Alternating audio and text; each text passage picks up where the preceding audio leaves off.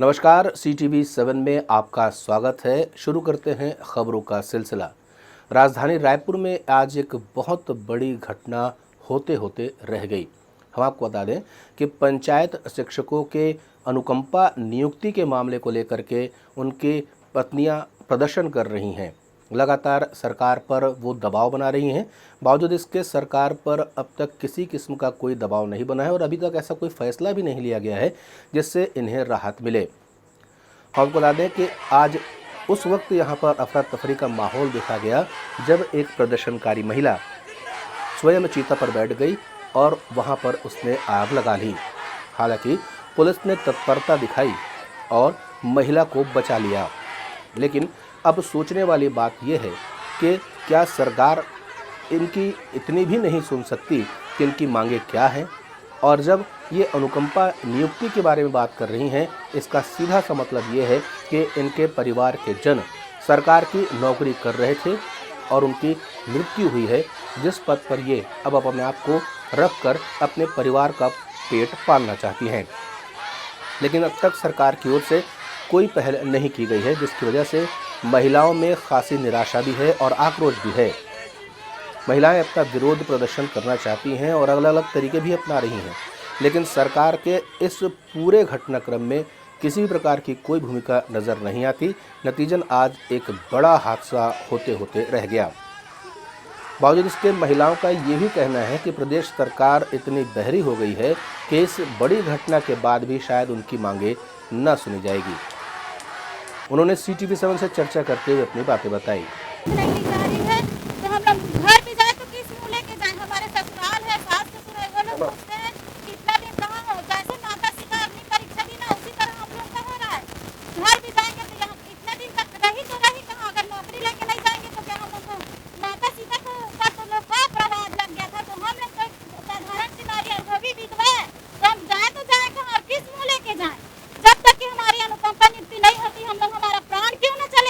लेकिन हम लोग यहाँ से हटेंगे नहीं। ये प्रदर्शन है, ये तो प्रदर्शन मात्र ही है। अगर हमारी अनुकंपा नियुक्ति नहीं होती तो हमारी लाशें यहीं से ऐसी जाएगी। हम लोग ऐसे अपने अग्नि समाधि जो भी हो, हम लोग अपना प्राण त्याग कर ही जाएंगे यहाँ से। तो सभी लोग तो जूझ रहे हैं, सभी लोग तो जूझ रहे हैं। हम लोग ऐसे भी मारे, कौन से जीवित है? हम लोग एक जिंदा लाश है। बहरहाल सवाल ये उठता है कि क्या अब हम लोकतांत्रिक तरीके से प्रदर्शनों पर ध्यान देना बंद कर चुके हैं, क्योंकि ऐसा ही एक प्रदर्शन 9 महीने से दिल्ली में भी चल रहा है, जिसमें किसान अपनी मांगों को लेकर के खड़े हुए हैं। वहीं छत्तीसगढ़ में भी अनुकंपा नियुक्ति की मांग को लेकर के महिलाएं प्रदर्शन कर रही हैं। अगर लोकतांत्रिक ढंग से प्रदर्शन किया जाए और उनकी मांगें मान ली जाए तो लोग अक्सर लोकतांत्रिक तरीके को ही अपनाएंगे। अन्यथा अगर उनकी बातें नहीं सुनी जाएंगी तो वो इसी तरीके के हरकत को अपना करके सरकार का ध्यान आकर्षित करने का प्रयास करेंगे।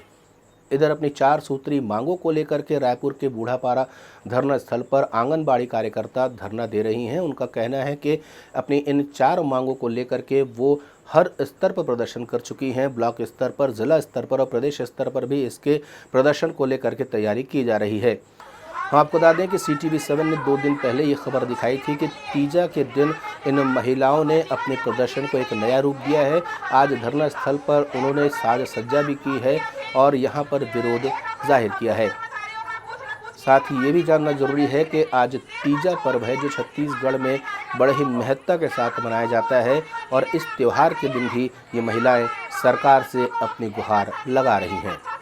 जी, इसलिए क्योंकि सभी महिलाएं हैं और लगातार संघर्ष करने के बाद आज हम लोगों ने पिछला 50 दिन का आंदोलन किया था, लेकिन उस समय से आज 3 वर्ष बीत चुके हैं और छत्तीसगढ़ जुझारू आंगनबाड़ी कार्यकर्ता सहायिका कल्याण संघ पहले भी इतिहास रची थी। और आज का दिन चुनने का भी मेन कारण है कि माननीय मुख्यमंत्री जी हम लोगों की त्याग और समर्पण, जो हम लोगों की भावना है, आप जैसा देख सकते हैं कि उपवास में भी धूप में बहनें बैठी हुई हैं और मांग की गुहार कर रही है। इसीलिए आज का दिन चुना गया है कि कहीं ना कहीं शासन की आंखें खुले और उनका ध्यान आकर्षित हो और वो हमारे तरफ देखे और वो समझे कि वाकई में आंगनबाड़ी कार्यकर्ता सहायिका को मांग की उनकी मांगों की कितनी आवश्यकता है उन्हें, और उनका तत्काल उनकी मांगों को पूरा किया जाए। इसलिए आज का दिन हम लोगों ने चुना है। क्या और किस तरह की मांगे हैं आप? हम लोगों की 4 सूत्री मांग है। वैसे तो हमारी अन्य बहुत सारी मांगे, लेकिन आज के दिन के लिए हम लोगों ने 4 सूत्री मांग पूर्व में, जैसे कि हम लोगों को जन घोषणा पत्र में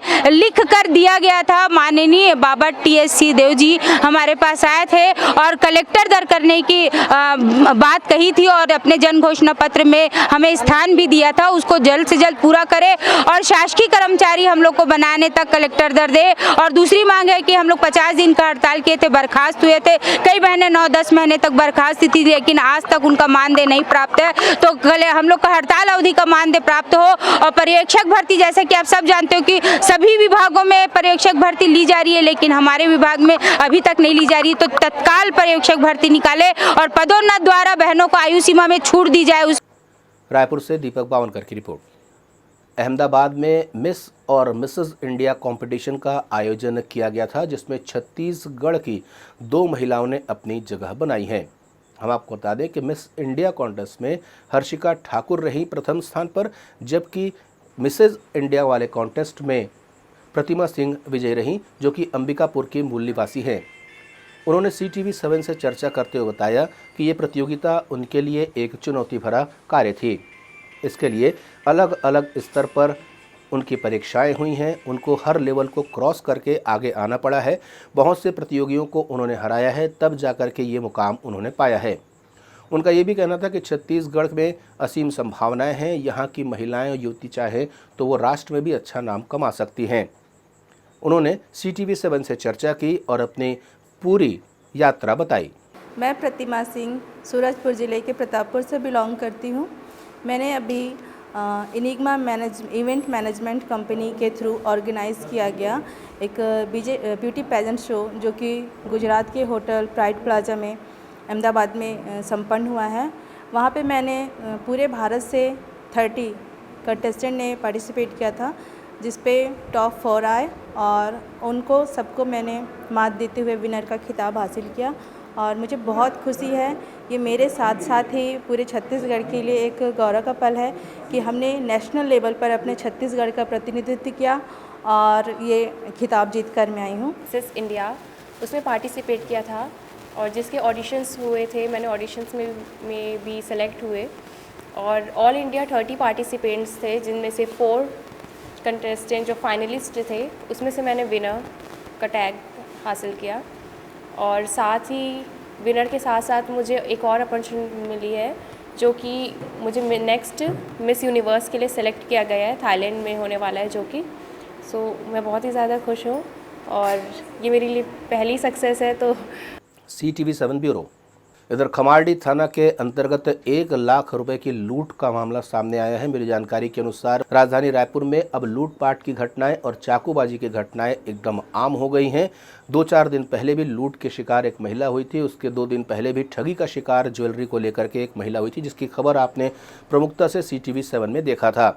वहीं खमारडी थाने में आज हुई इस लूट की घटना से पूरे इलाके में सनसनी फैल गई। ये खमारडी थाना क्षेत्र का मामला है। यहाँ पे ऐश्वर्या विंड मिल से वो है जो रायपुर गैस एजेंसी में काम करने वाला एम्प्लॉय है, अपने यहाँ मालिक के यहाँ से पैसा लेके 1,82,000 रुपये बाइक में लेके जा रहा था।